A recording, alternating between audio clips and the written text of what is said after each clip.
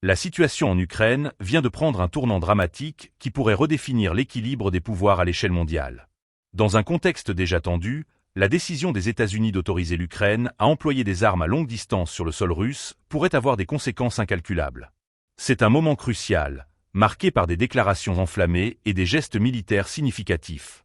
Ce nouveau développement soulève des questions pressantes sur la sécurité internationale et la stratégie militaire en Europe. Depuis maintenant 1000 jours, le conflit en Ukraine s'intensifie, mais les dernières 48 heures ont été particulièrement révélatrices. Le président américain, Joe Biden, a donné son feu vert à l'Ukraine pour frapper des cibles en territoire russe. Cette décision, largement soutenue par les alliés de Volodymyr Zelensky, vise à renforcer la position ukrainienne dans les futures négociations de paix que l'ancien président Donald Trump a promis de relancer. Cependant, cette escalade ne se fait pas sans provoquer de vives réactions, notamment du côté russe.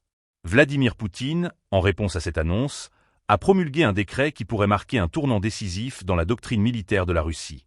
Le décret numéro 991, intitulé « Sur l'approbation des principes fondamentaux de la politique d'État de la Fédération de Russie dans le domaine de la dissuasion nucléaire », élargit les circonstances dans lesquelles la Russie pourrait recourir à ses armes nucléaires. Selon ce texte, toute agression provenant d'un État non doté d'armes nucléaires, mais soutenue par une puissance nucléaire, sera considérée comme une attaque conjointe contre la Russie. Ce message, clair et alarmant, s'adresse directement aux États-Unis, qui soutiennent l'Ukraine dans ce conflit. Les analystes s'accordent à dire que cette déclaration de Poutine marque une montée des tensions qui pourrait avoir des répercussions bien au-delà des frontières de l'Ukraine. La stratégie militaire russe semble désormais étroitement liée à la menace nucléaire, un fait qui ne peut être ignoré dans le cadre des discussions sur la paix. Loin des discours diplomatiques habituels, ce nouvel énoncé révèle une volonté de la part du Kremlin de se montrer intransigeant face aux provocations perçues.